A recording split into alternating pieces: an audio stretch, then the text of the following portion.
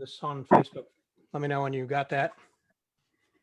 It's going now, so it should be starting.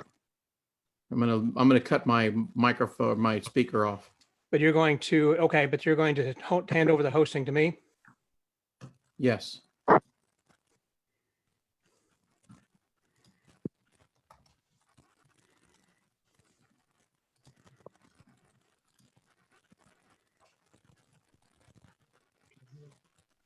Yeah, somebody will have to make an announcement that. Yeah, somebody will make the announcement. Devin Wisch, Scott Wells.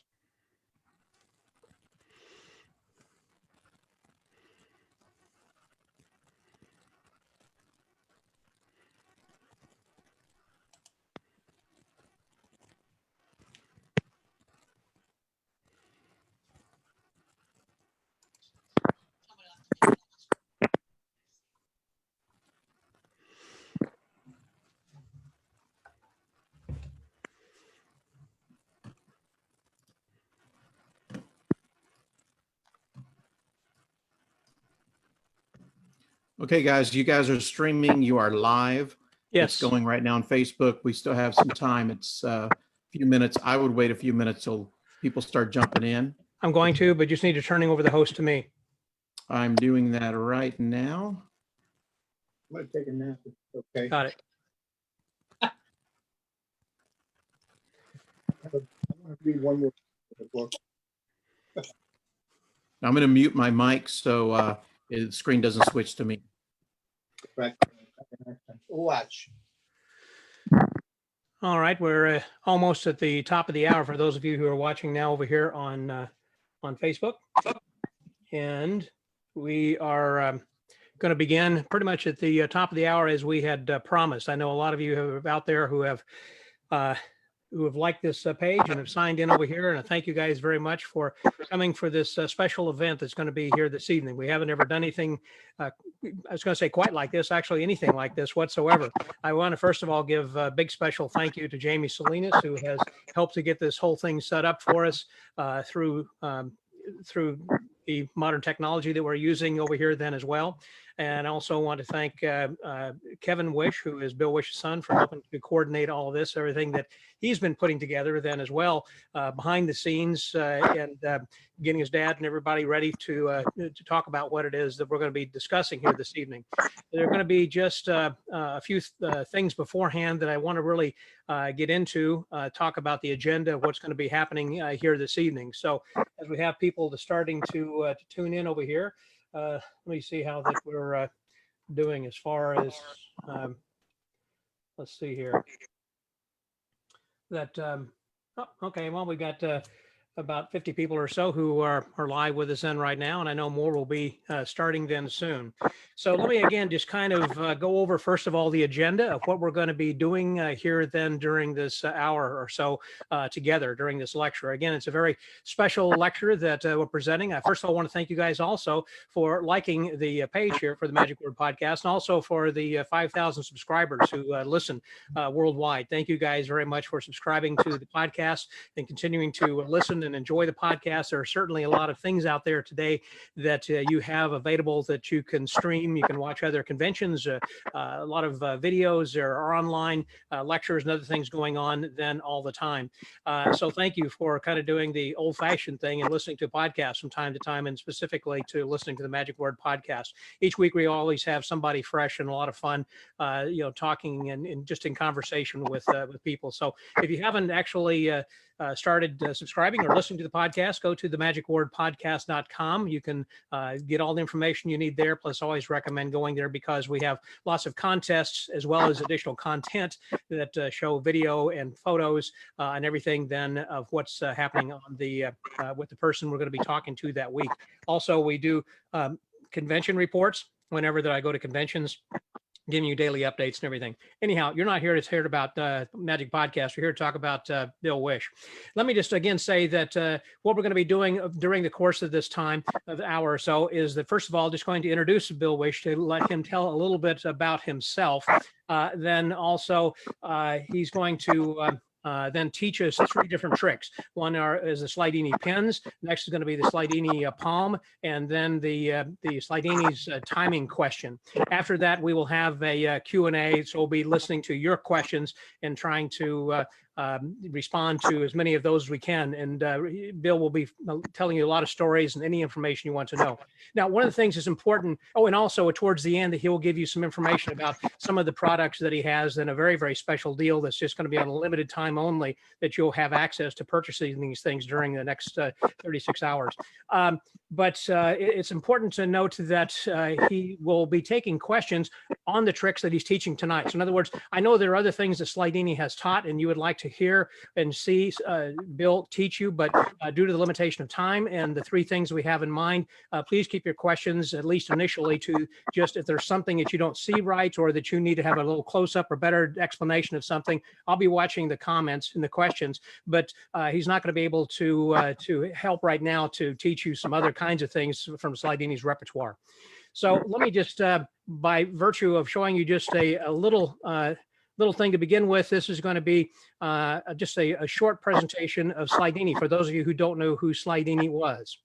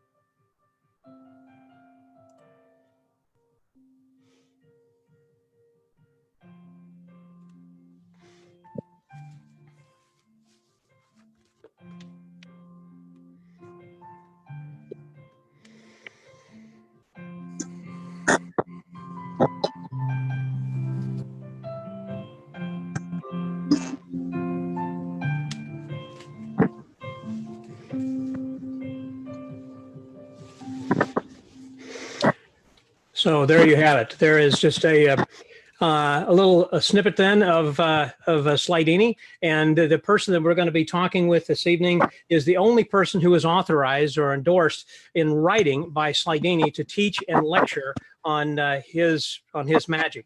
He lectured in 76 cities during 1977 to 1979 in the U.S. and Canada. So please welcome my guest this week, Mr. Bill Wisch. Hi there, Bill. Thanks so much for having this lecture. It's a nice diversion from all the crazy stuff we're going through as a country and as a world too. So it's a little something I can do.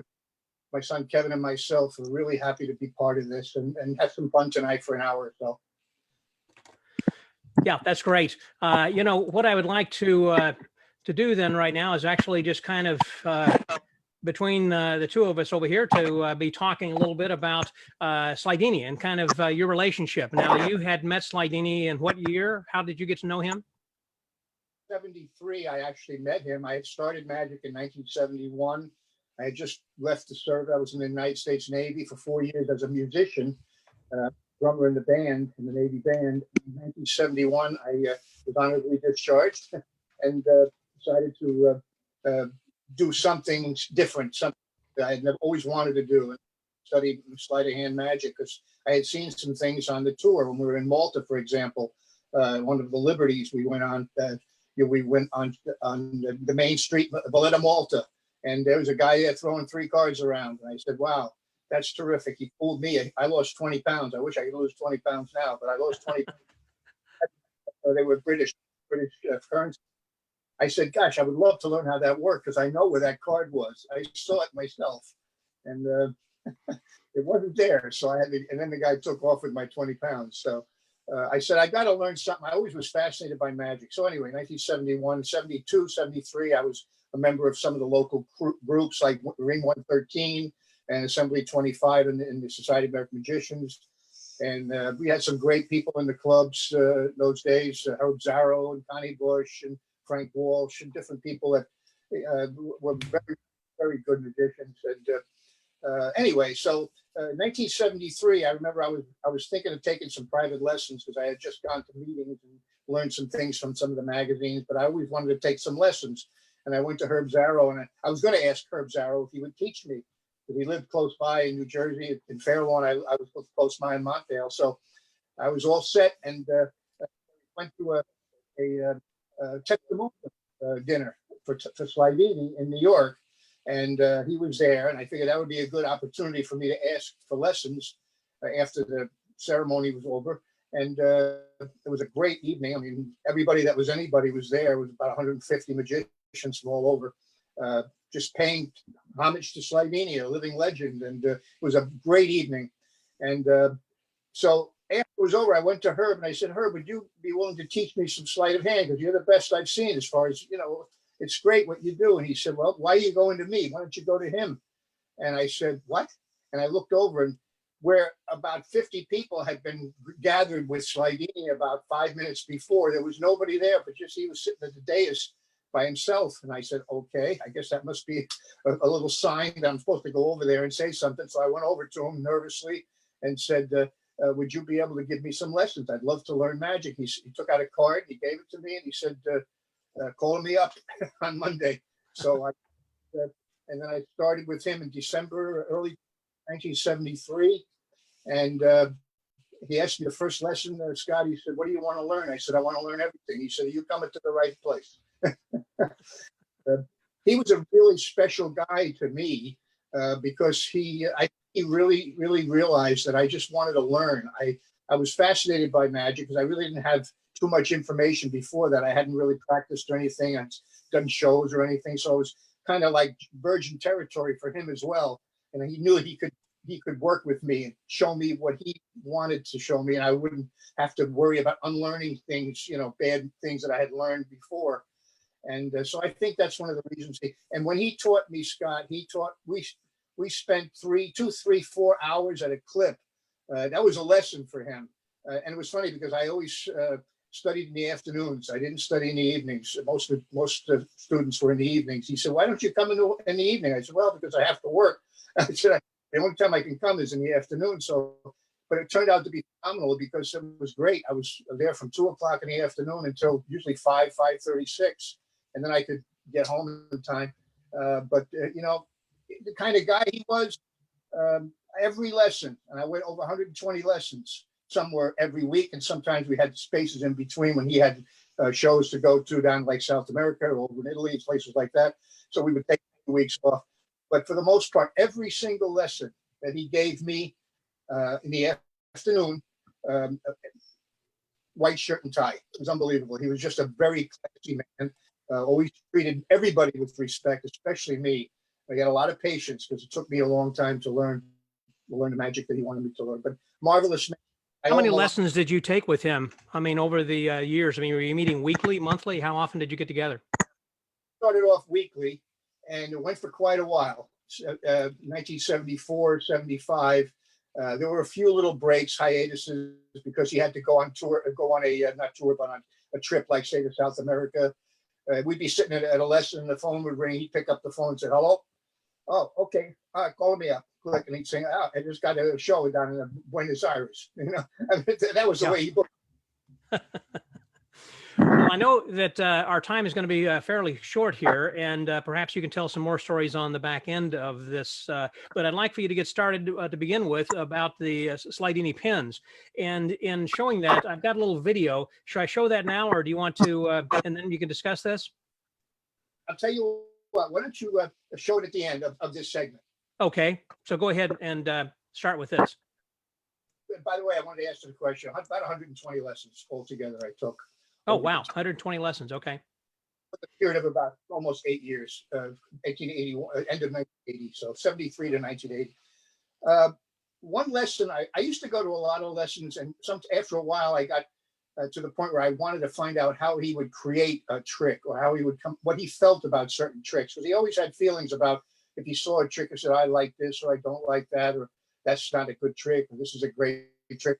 And I always thought it'd be kind of cool. I had all these things I had bought, in different auctions and places, like a bill tube, or, like certain, tricks, little tricks like the color vision cube, things that I had in my drawer. I said, let me bring that in and see if he has any ideas about doing what he would do with this prop.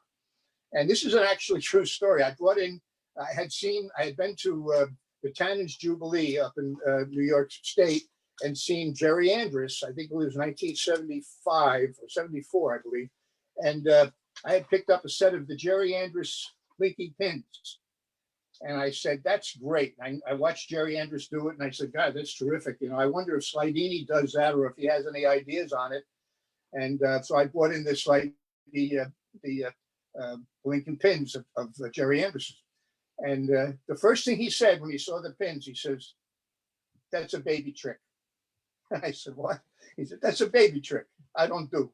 And I said, okay, you know. Then he said, have you ever heard of Piff Paff Poof?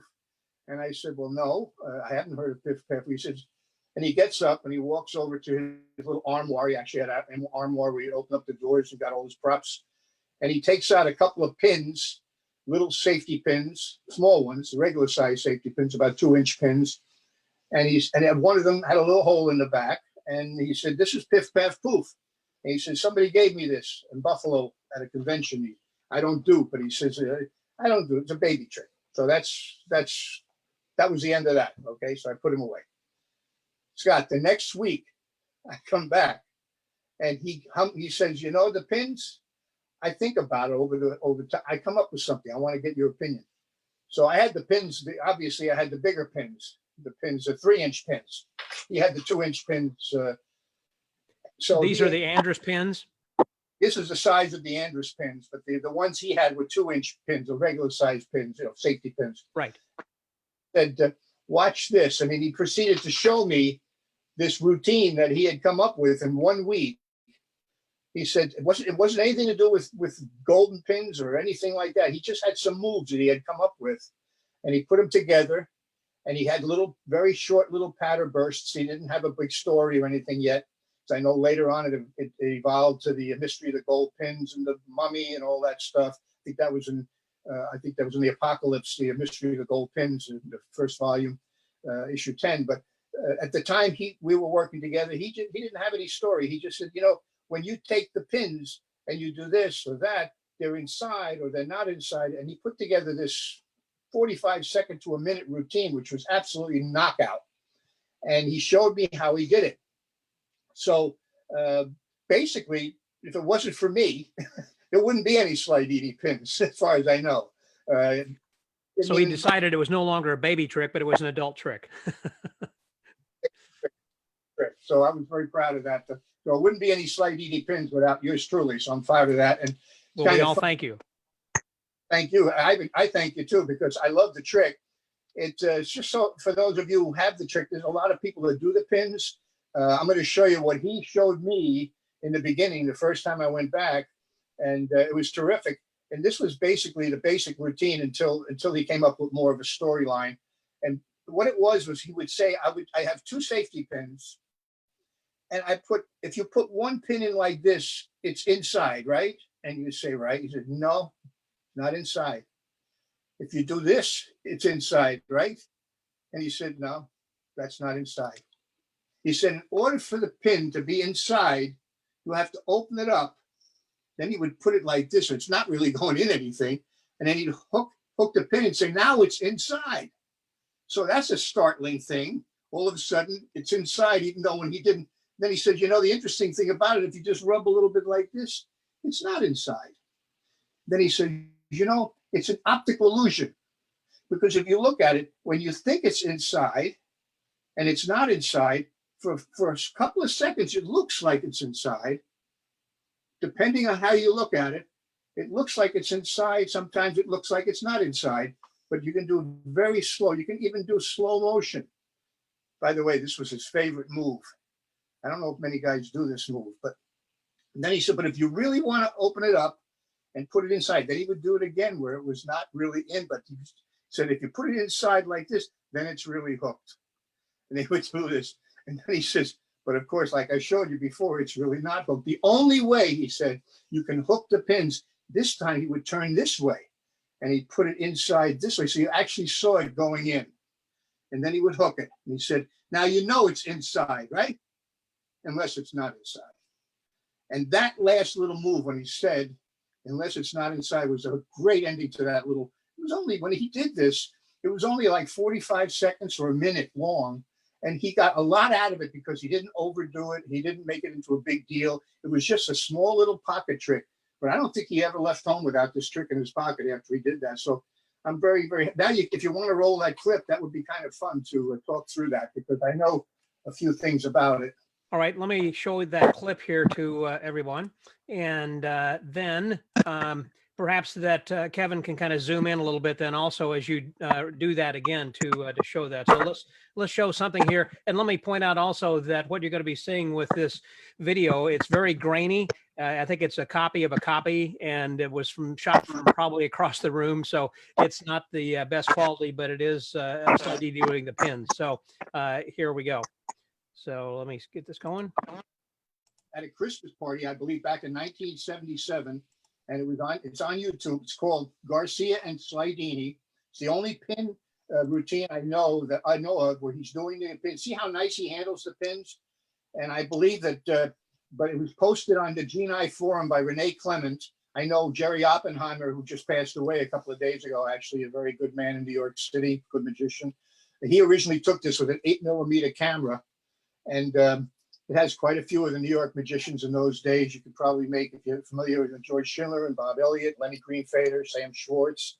There were a lot of people in credit. It was a Christmas party, I believe, 1977.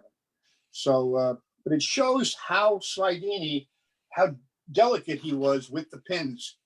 And when he, like I said, whenever he handled any prop, it was very delicate. His hands were very delicate. He didn't have any fast motions. There's 4 phases. The first phase, real quickly, the first phase is when he would go in like this, both ways. Okay, Kevin, if you can kind of zoom in a little bit on that a little bit more. Zoom's not working, Scott, Tell you what, unfortunately. you So can Oh, okay. here we go. If he would go like this, and then like this, and then he said, but it's not inside, and he would open up the pin until you put it inside like this. Now, you're not really putting it inside. He just would say that. Then he would hook it, and then he would show him being linked. And the people would freak out because he just showed it wasn't inside. And then he'd say, but if you just do this, it's not inside. You just rub the bottom. Now, he said it's an optical illusion, because if you do put it inside like this, it looks sometimes like it's inside, but it's really not inside. It's just an optical illusion. You can do it slow motion. And it even fools me, he would say. Fools me too. The only way you can get around it is, and then he would do this again, same thing he did the first time. He'd hook it, say, but it's inside. When you unhook it like that, it's inside. Now people know that it couldn't be inside. So he'd say it's not. The only way, he would say, this was his big finale, the only way is when you actually hook it this way. And he would actually put it inside like this, and then hook it and say, then you know it's inside, unless it's not. He would lift that last pin up and say, unless it's not. And then he said, I'm all confused. And he put the pins away. So again, it's 3 or 4 phases, 4 phases. It was just a quick 45 seconds to a minute. You saw how he handled them very gently. And it was a very mysterious effect, solid. Are the pins themselves then really a soft pin, I assume, as opposed to the Jerry Andrus pin that has a slit in it? The Jerry Andrus pin has the opening, like a key ring. Yeah, right by the wine pipe part, right at the bottom. Right. This has a bigger opening that's covered by the thumb. Okay. The Zoom is working, Dad. Yeah, the zoom's working. This looks great. Just right where you are, Bill.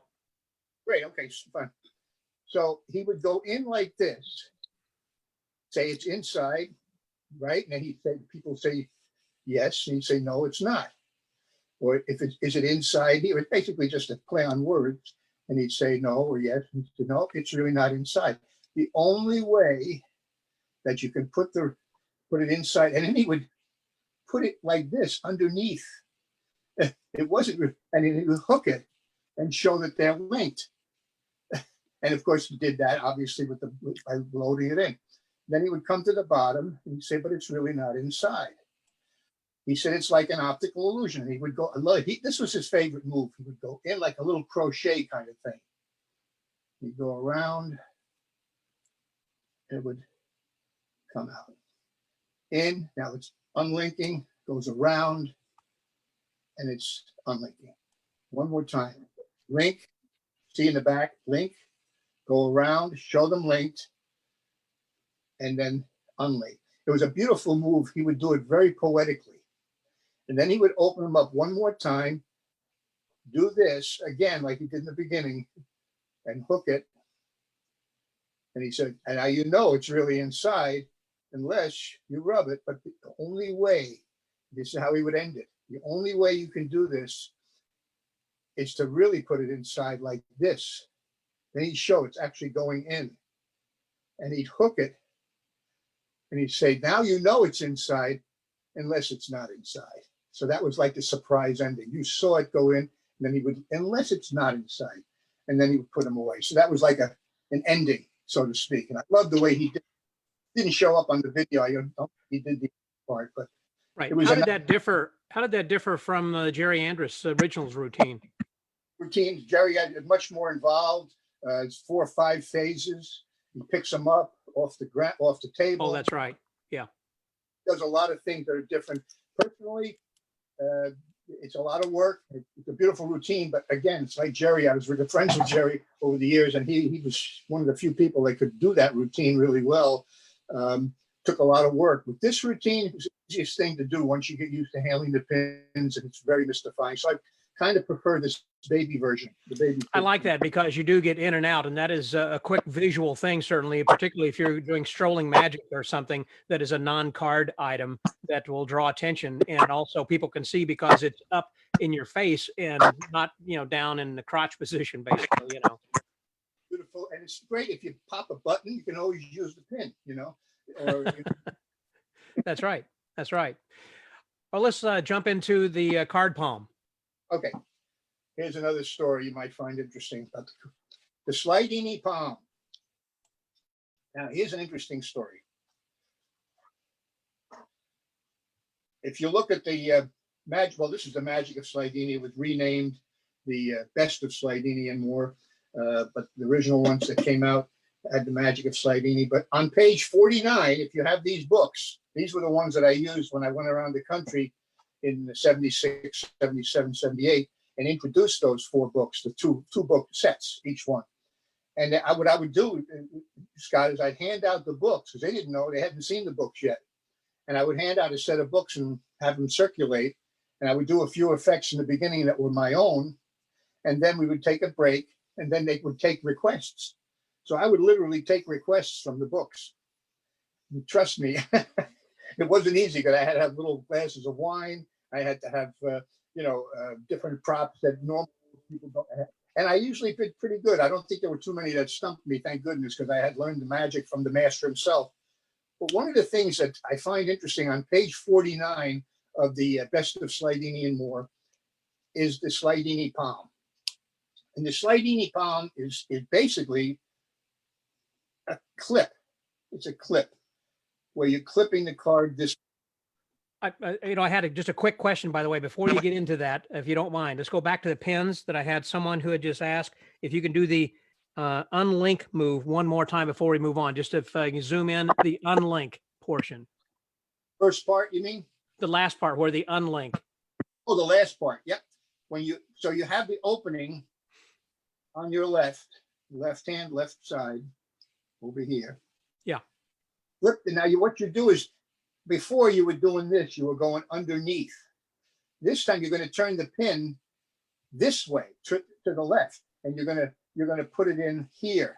So the entrance or the key is towards you, right? And go to the right and have it go underneath both. Yeah. Turning it to the left and have it actually go into the opening, so they see it. And then you hook. Now while you're hooking, you're so you say now really inside, unless it's not inside, and then you lift it up. Beautiful. So you're taking bottom, you're taking it off of the top. And, Okay. and the beautiful, he'd say, it would be like, it would be inside, and then he'd say, again, let me do it. So he'd go this way. And he'd say, now you know it's inside, unless it's not inside. He'd bring it up like that. It was Yeah, a I nice, like the timing and also the wording. One last question, and that is the pin routine in one of the books? pin routine was the only place. First of all, the Palmer Magic came out with the pins. He used to sell this packet of pins and the complete routine. I know, I think I think Sean Farquhar has the rights to these Right. pins. I think that, but you can get these readily on the eBay or places, but they are available. But Palmer Magic came out with the Slydini pin routine. And again, like I said, the mystery of the gold pins originally was in the Apocalypse, I believe in the first volume, chapter 10, I believe it was. So, Okay. All right. I'm sorry. Let's go back to the card palm. okay. The Slydini Palm predated the Tenkai Palm. Carl Fulvis on page 49 of the Best of Slydini and More came out and said, Slydini said that the Tenkai Palm came after the Slydini Palm. So I think it just happened to pick up the name because the Slydini, he called it the Slydini Palm, and he used it. The way he did it was a little different. He would start this way, say this knuckle would go straight line down here to the card. He would show a card and he would slide it. You could see down the thumb with the second finger and the first and second fingertips. They would slide it down and then clip it. So it was clipped between the thumb and the base, the palm of the hand. And the way he would do that, he would start here and he would slide it down the thumb this way, okay, and then clip it. And you practice that a lot. You get used to it after a while. So it becomes a second nature move, like tying your shoelaces, So then I learned it, and he used it a lot for different effects. He used it to helicopter card. He used it a few other ways. And lapping a card and so on. He used to do a card through the table and so on and so forth.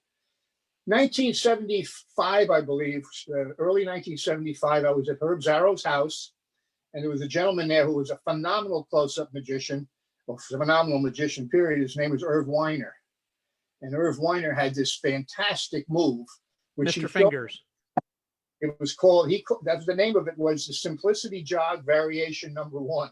That was the name of the move. And it actually was in print in the MUN magazine, which is the Society of American Magicians magazine.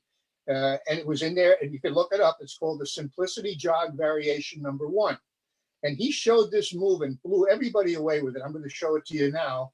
And I'll move on to show you how it applies.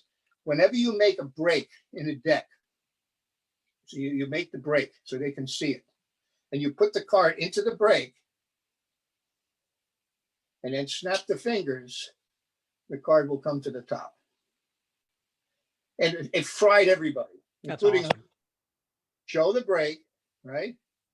Show the break, and then put it into the cards, and then do a little magic and come to the top. So the way he did this was clever, psychological. I loved it because you make a break. Why would somebody make a break in the deck and show it if you're going to turn the hand and put the card on the top of the deck? Just put it on top. And I'm telling you, I enjoy watching it myself. When you make a break like this, and then look at the audience and pretend it looks just like you're putting it into the deck. Boy, in real time, that does just fly right by you. If you learn one thing tonight, this is something you can use.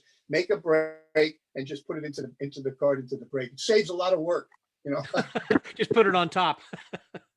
Just say, okay, I'll take the card, put it into the deck, and then you can palm it or whatever you want. Now we go into the next step. So here I know the Slydini Palm, right? And he shows me the Simplicity Jog Variation Number 1.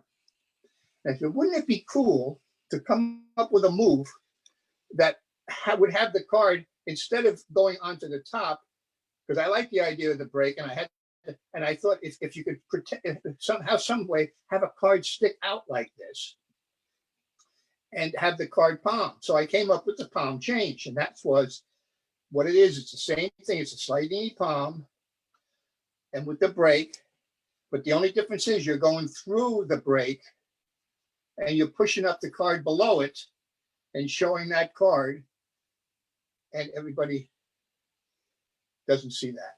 I remember when I did this at the Magic Castle, the first time I ever worked at Castle in 1977, it was a packed house of magicians. And I remember they had never seen this. And I did this move, right? And then I showed it like this, and I'll never forget a voice from the back, true story, a voice from the back said, "That's the best card control I've ever seen." That was Daryl. We gave confidence. We became really good friends after that. It was really cool. So that's how the palm change started. And what happened was, that was one of the few items that I remember when I went around the country in 1976, 77, 78, 9, I had to have some things to sell. So I had the Princess Card Tricks, which is another story for another time, because I reintroduced that to Magic. It had been lost, basically. But we'll talk about that later, because I have one. But this is the Palm Change 1 and 2. I had another version of Palm Change, which is a little different, but I won't get into that tonight. But this was the original book. This is the first copy I made in 1977, just before I started the tour of that spring later on. So I had these booklets in 1977 with photographs. So they were actually was loaded with photographs, and it was the first time that anything like this had been done, where a card was sticking out of the deck. Just a couple of things left on the side. If there's so many things that there's a lot of people that use this move, by the way.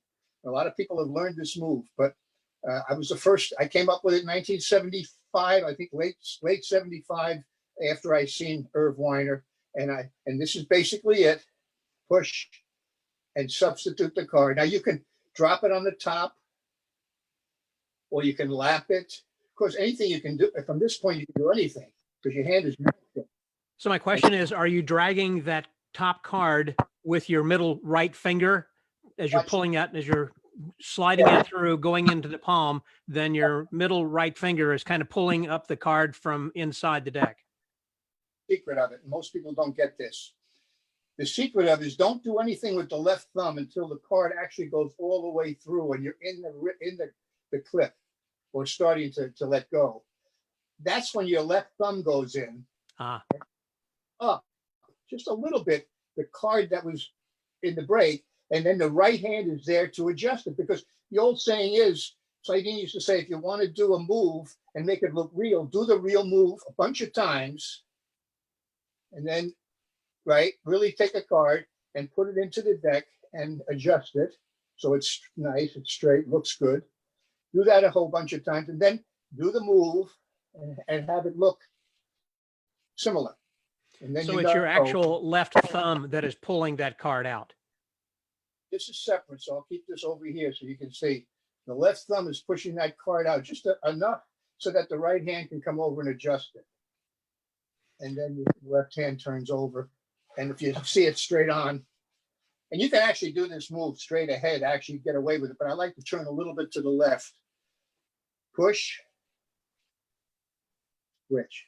So now the card is in my right hand, and I can load it on top. Here's something I haven't shown anybody. Very few people know this move. I'm going to show it to you tonight. You do the palm change, same thing. And instead of keeping it on the thumb, switch it over to the second finger. Now watch what happens. I can grab the deck with the hand. So now my hand is empty. And the card's like this. Clever. Yeah. So you just have to put your hand underneath and turn the deck over, and you've got the card on the bottom of the deck. I'll do that. It's a nice move. I use this with my Frisbee trick, by the way. This is the only way you can do it. Fool a lot of people with it. You're here, move it to the second finger, and just take the cards and square them up. Now you got the card on the bottom. Obviously, your only bad angles over to your left and behind you. Yeah. And it's always can adjust. I Sure. very rarely show you how it looks right to the camera when you do the palm change. Oh, by the way, here's another little tip, and I use this a lot. When I put the card in, like I said before, I'll put it in a little bit of off like that, so it's a little askew like that, so that they see it's a little bit, they see it's inside, and I show my hand, and then I adjust it. And as I adjust it, that's when I push my thumb in and do the move. So that now, so not only they've seen me make the break, put it into the pack, right? And I can use my hand and then adjust it, and it's done. Okay, got it. And one last thing, I guess, again, that the card with your left thumb that you're pulling out, it's the face down card, not the one that's above your thumb. So it's the pad of your thumb that's pushing out that, yeah. What it is, Scott, it's like a little bit of a Lever wedge. And when or you wedge. Mhm. says in the instructions in the booklet, it had the right way to hold it in the card so that your thumb can get in there and it's not too difficult to push that card out just a little bit. And then the right hand is there to adjust it. So it's looking at the card, you put it in and you adjust it. That's how it looks. And if you Okay. take, it really looks like you're putting there it is. Break, put it in, and there it is. Beautiful. Well, let's move into the, because of the timing issue, I guess, let's move over into the timing issue, it's timing question. Interesting thing as well. Slydini came to me once. Well, first let me start with the beginning real quick. Slydini's timing system was based on something very simple. It was based on beats. Well, it was based on tense positions and rest positions. Example, he would say it's like shooting a gun. He would say when you want to make when you shoot a gun, you make it boom, it shoot like this. It makes a tight shot. You're holding on to it so you don't drop the weapon. And then you relax after you shoot. His philosophy was if you make a gesture and it's tense and then you relax. See, up to that point, most magicians, when they did sleight of hand, they would have to cover the sleight. It would have to be covered. Something would have to cover the movement. With him, he created this system of making gestures and then relaxing. And when he relaxed was when the move happened, when everybody else relaxed. It was a marvelous thing. So for example, if I take a napkin, let's see, here's the napkin, paper ball, got it. He used to do the effect where you take a napkin and he'd say, this is terrific. Watch. And he'd make the napkin disappear. That's it. Then he'd produce it. Again, and then I'll tell you how this applied. You see, it's all done with timing, and his timing is done. Oh, there's so much. There's so much that he applied that basic principle to his magic. Now, here's what happened. He told me one lesson. He said, because he's showing me the timing, his techniques. Could spend an hour just on that. But he said, everybody learns from the books. They complain. They say when people perform my magic, it's so fast. They do it too quick. How can I don't know how to tell people to slow down. I said, well, that's interesting. So I had him literally, he didn't have a metronome.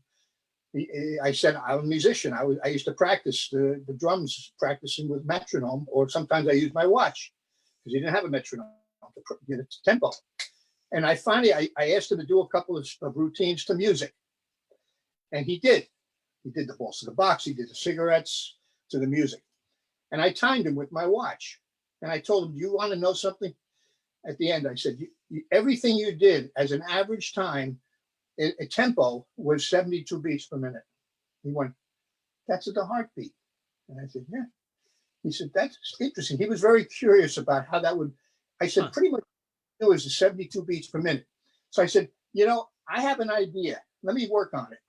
And I went home, and the next week, this was my pin routine this time, I came back with a system based on beats and off beats, because again, everything is done on, let's say when he makes a gesture, a tight gesture like the gunshot, that would be one beat, or the relaxation, that would be the other beat.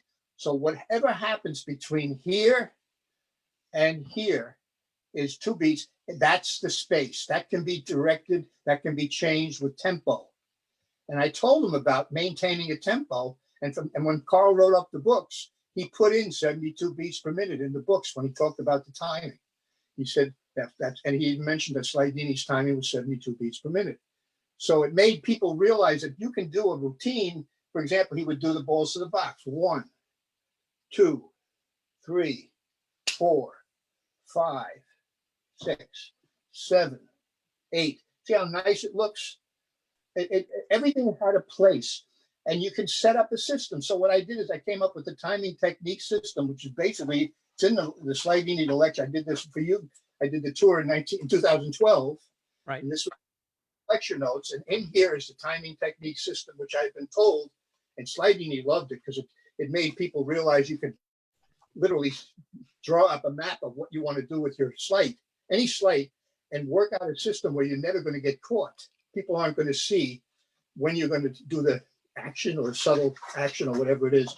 So it's a great system. I could spend a whole hour just on that. I think that has great application, Bill, not only just to the to everyone who is going to be trying to do something, for the sitting down at a table. Not everybody is going to be able to lap and do that kind of a thing. So my point is, I think that in strolling and close up, and probably in your parlor or your theater show, your stage or whatever, you have to have those pauses and those moments in which that the audience is going to kind of relax also, that you have those peaks and plateaus and kind of areas of plains and valleys, I guess, so that they kind of sit back and say, oh, so I'm not talking necessarily about a kicker. I'm just talking about a time that in which they're just kind of relaxed and they're not watching for just a moment and they're looking at somebody else and, wow, that was kind of cool, however that worked or whatever. And so particularly if you are sitting down, obviously it works great for lapping, but I'm just saying I think it would have applications to other things that are going to be for close up, for strolling, because whenever that you might, again, you're looking at, the audience is always looking, and when you're doing cocktail parties or strolling or walk around, you're looking at your hands and they always look where you look. So as you're looking down, let's say, and then when you look up, that's just the moment, or you drop your hands, it's just your body, your tension releases, just as you're saying that Slydini was teaching, that in the moment when he kind of rests back in his chair, and that's when he would drop that, because the tension is released. I'm just saying that is something else that can be applied perhaps then towards close up and strolling positions or conditions as well. Do a complete 4 or 5 beat sequence system of setting up exactly what you're going to do on the beats and off, and it explains what to do. All your motion is done between beats, where you can't literally get caught. It's impossible to get caught when instead of doing a motion, a lot of guys do motions on the beat and they get caught with whatever sleight they're doing. And it's very simple when you first start learning a sleight, whether it be from a book or what have you. I automatically go right away into a beat system when I start a sleight. Right away, what's the first beat? What's the second beat? Could be a beat of tensity or a beat of rest, but that's got to be a beat. And then you write it down in a little chart. And then between those beats, you can write in all the stuff, your pattern, the way you look, the way you move. You're right. You can use this on stage so much effectively, and it gives you a very metered approach. It's a very pacing, so to speak. That's true. I had done a podcast with Fielding West, and he was talking about when he was, I believe it was Buddy Hackett, and he was saying that he was noticing that as he would kind of, hold the microphone, that he would kind of move his hand back and forth, and it was he was timing that. So as when people were laughing, that he would go count 1, 2, 3, and so he was kind of using his own metronome in which that he was pacing his act then to make sure that the next thing was going to be coming up, that to allow people to laugh and then kind of to come back, and then he would hit them with the next line because he knew that the timing, again, they're just kind of like with a metronome kind of a thing. As you know, I'll leave it at this. Slydini, as you know, is what he called the father of misdirection, but actually the most important thing about misdirection is timing. That's the part of time of misdirection. That's the most important thing. That is your misdirection, the timing. Right.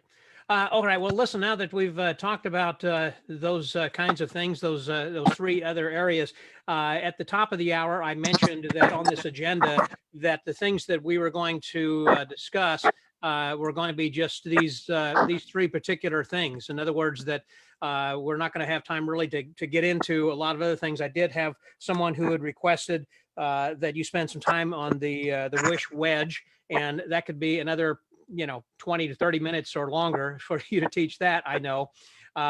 And I don't know, if you might have time, if you want to talk about that for just a moment then as well? Right? That's basically, if you were going to do a real push off of a card, you would push it off like that, correct? Right. That's how card. When you do the Wisch-Wedge, you automatically have 2 cards. Or 3 cards, it doesn't matter. So one of the nice things about it, and John Rockebaum was the one that named it. I used to call it the phantom technique because the thumb doesn't touch the card. It looks like the thumb touches it, but it really doesn't. It's actually done a different way, but you can do perfect double lifts every single time. I have so much fun with this move. Since 1986, I came up with it. Now it's the Wisch-Wedge, and you can do as many double. Here's my favorite. I take a card, 8 of hearts, put it second from the top. Take another card, doesn't matter what it is, queen of clubs, and you can take that queen of clubs and put it down on the table, rub it, and it switches over. That's the Jennings transposition. 2 double lifts. Now, if you're going to do that trick, you better have some good double lifts. Yeah. Would recommend, that's one of the items I have that's on my website. It's called the Wisch-Wedge video. I think it might be of interest, and I appreciate the question. I hope I answered. Just at least to give you an example of and it's also a pull-off move too, which you can do the perfect Elmsley count, pretty close to perfect. You can use as many cards as you want. Just to give you an example, you want to count 4 cards: 1, 2, 3, 4. So you're giving it, and you see you can use as many cards as you want. But the real Elmsley, if you do this, and you want to be able to show 4 cards, you want to make it look. I showed this to Vernon and Charlie Miller and Larry Jennings. I showed them when we went out to dinner one night, and Vernon couldn't see it. After about 3 times, he said, "How are you doing that? Show me again." And I said, "Don't look at the thumb. The thumb doesn't touch the card. It's back here. Watch what happens. 1, see the pinky back. See, the thumb doesn't touch it, but it looks like it touches it. It looks like you're pulling it off. 3 and 4. So let me do it at regular speed. I'm telling you, it's a great technique because you can do so much with it. It looks just like you're pulling 4 cards off, and that's the Wisch-Wedge as far as a pull off. You have to push off, and there's a lot of different Elmsley count. You can do the Hammond count. You can do the every count you can imagine, much cleaner. Thank you.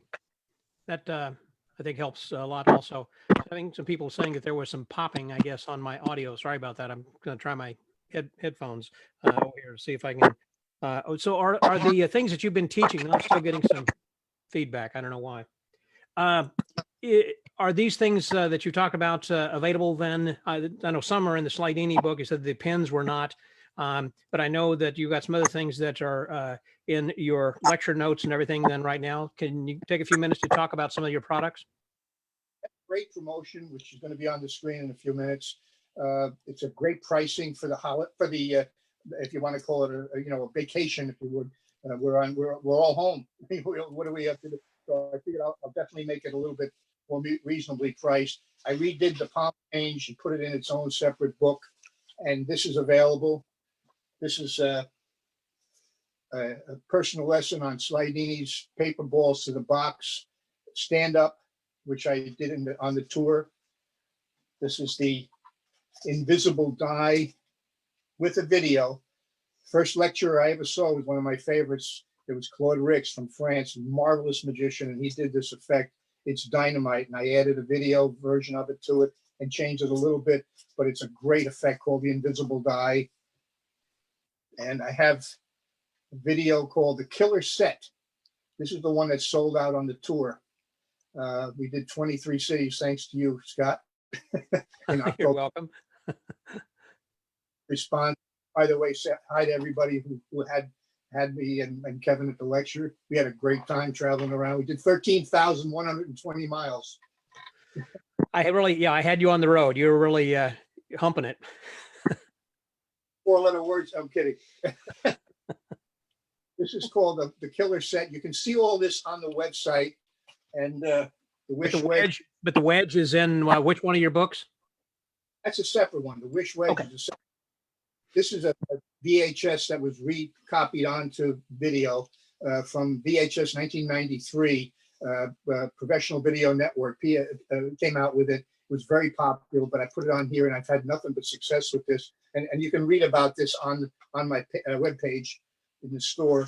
And this is the Wishcraft Wonder Deck. I used to have a Wishcraft Wonder Deck made up years ago, and I stopped making it. But now I've got my favorite effects here. The Princess card trick is in here. It's in the same deck. It's a regular deck, so you can just carry this with you, and you have some of the best card effects available in one deck. So you just have to take it. What I like to do is have a regular deck and a matching deck in the box, so I can switch on. I can do a regular trick, do a coin trick, and then come back and get this deck. You have the Princess cards. You have my Double Take Monty, which you'll read about. You can even see a video of it online in the store. So you'll be able to see. I'm pretty proud of the Double Take Monty because you'll see what I mean. It's really strong, different from any other free card. Getting back to the 3-card Monty from Valletta Malta, right? And of course, then again, the Slydini lecture notes. So this is all available in a package set on the website, and you can look it up. It's going to be 36 hours, I believe, Right. after it's over. So from the time this lecture is over, which is a few minutes, till I guess 10 o'clock on Eastern time in the United States, it's going to be a very reduced rate. The pack, all 7 items, and each item itself, the items I have on a discounted percentage off basis as well. So if you're interested in buying just the videos or just the decks, you can get those, and we can send them out to you. But as long as we have your email address, as long as we have some payment by PayPal by the 10 o'clock deadline on Wednesday this week, then you'll get those prices. Otherwise, they go back to the regular price. Right. That's And just to be clear, then also that we that those do not include the Slydini books. You don't have the Slydini books for sale. Are they available anywhere at all right now? I sold hundreds of sets of these. I think the last people to have the copyright on these was Robbins, I believe. That's where I used to get them from in 2012 when we went around. I don't know if they have them anymore. They might be out of stock. The best way to get these books, these are the first 2 sets, the 1976 they came out, and 1978, The Magical World of Slydini, the photographs and the text. These came out. These 4 books, you can take over a small country with the magic. You don't need any other books. Slydini was a master, and anybody that saw him perform can go on to Dick Cavett anytime. Dick Cavett, put in Dick Cavett and Slydini, and you'll be able to see the greatest magician in the world. And he did study with Slydini. One time I showed up at a lesson. He said, just to miss the Dick Cavett. He was just Muhammad Ali used to take lessons there. A lot of people don't know that Doug Henning, when he first came down from Canada, he stayed with Slydini for 2 weeks in his apartment, slept on the couch. So he just came down for the magic show. And then he finally, the show went on. It was a big hit. And Slydini was a little annoyed at him because he never mentioned him. And he mentioned Dai Vernon because he had studied with Vernon in Canada, obviously. But when he came down from Canada, he had I guess they had a special price or something for people who wanted to learn arts. Canada would give you a certain amount of money to study. And he studied with Dai Vernon. I guess he studied in California, or wherever. But he came to Slydini for 2 weeks and said, you stay here on my couch for 2 weeks. You don't mention me in the program. And also, just as a reminder that those who are watching this at the beginning with the pins, that I had someone who had posted saying that the Penguin has those available, and also, as we know, that Palmer Magic has those as well. So you can check that out. I know that Sean Farquhar has those through Palmer Magic. I think it's palmermagic.com. And I know that there are not a lot of people who have those readily available because that it is a popular thing then as well. And particularly after you have shown this here this evening, that's maybe they'll sell out then again. That was great. It started as a baby trick, and he didn't like it. Next thing you know, he came up with a miracle. So thank goodness he did, because we all benefited. Get those pins and play with them, because if you take those out and do them for people, believe me, and they never, here's something, a little secret here. They never asked to see the pins. People are afraid they have to switch and they have to do. You don't have to switch anything. I've never been asked. Hundreds of times I've done this routine. Nobody's ever said, "Can I look at those pins?" No. One other thing too that someone had asked that I certainly overlooked that's important, and that is going to be giving the URL, which is billwisch.com/shop. Is that correct? Or store?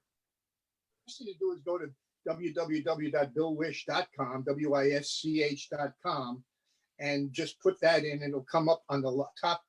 You'll see a selection. You just click on to store, and you'll see all the pricing changes for the next 36 hours. You want to check that out because you can get some really good magic. I've had so much fun with people writing me notes from the tour we did in October and November, saying they've had more fun with these effects and these slides. Just on this one video alone, the killer set, there's 10 slides on here that I put on here. I mean, I'll give you an example. This is one of them. Just take a coin. Anybody take a coin, just cover it up and make it come right back again. I mean, this is something I came up with a long time ago, and that's part of a. Well, I know that you got a lot of really got great stuff over there, and this sale is going to run, as Bill mentioned, then for just 36 hours, meaning that as soon as this video is complete, that it will be going live. I believe that it might still have the original pricing right now, but Kevin is going to be setting this up so this way that you will then be able to get these deals. And let me also point out that whenever that you're at a lecture, you know, the lecturer often will offer some sort of a great price, and Bill is really giving you a deep discount here that has been unprecedented. I know that these are prices that he hasn't offered before. If you haven't purchased anything, but you were thinking about that, or maybe after seeing this lecture, you thought, hey, I really want to get something. And I know that times are tough right now, which is another reason that Bill wanted to make this special offer even deeper than normal. And so therefore, that because of other people who are buying at full price then later, this will be running for just 36 hours. So by 10 a.m. Eastern Standard Time, 36 hours from now, that's going to be, that sale will be over. That's 10 o'clock a.m. On Wednesday. Did I say Thursday? I meant Wednesday. So again, just all day tomorrow, tonight and tomorrow, and then until early Wednesday morning. So be sure to go there. And again, that's billwisch.com/store. And we're going to have a little video show you that here in just a minute. So Bill, any last words that you'd like to say to everybody? If you're out of the United States, just make sure at least I get an email. You can get my email address on the website and let us know. And then you can tell us, just follow the instructions, let us know what you might want, and I'll give you a postage price, because I don't want to give you but for those who want to just buy in the United States, it'll be automatically included. Listen, I want to say thank you to Scott, and thanks you for having this. This has been a real fun. I remember we worked this out to make it fun for the guys. You know, I've been in Magic 49 years full time now, and I've always enjoyed. And I said, what can I do to help maybe give back a little bit to Magic? And my son, Kevin, who's my biggest fan, and he's also my everything. He puts together the website. He does all marketing for me. He's a tremendous son and a great marketer. He worked for Intel Corporation for 8 years, but he knows a little bit. He has 2 master's degrees. But other than that, with me, I have a high school diploma, you know. No, I'm kidding. But he's the one that really originally gave me the idea to do this lecture. So I just hope you enjoy it. I hope we get out of this situation with the problem we're in soon, and everybody can go back to everything as normal. So until that comes, you know, keep on having fun with your Magic. Basically, enjoy yourselves. Thank you very much, Bill, and thank you everyone who has been listening. And one last shout out, just want to thank Jamie Salinas, who was instrumental in helping to get this whole technological thing set up then as well. And I apologize for the popping on my audio on this. I'm sorry, I don't know what's happening, but it must be yours. All righty. So before we go, that I just want to post this one last little video that will show you where that you can go to to find his products over here. So if I can get this started, and here you go.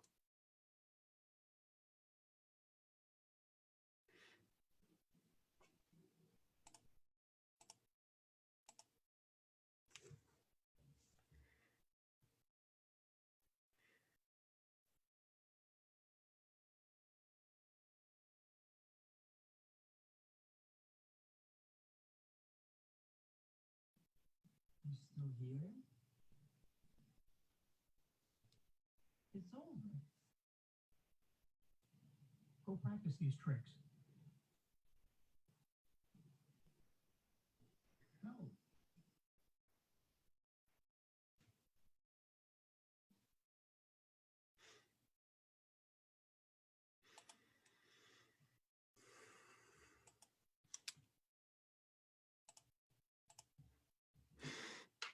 Leave. Go practice these tricks. Thanks again. That's the end. Till next time, Scotty out.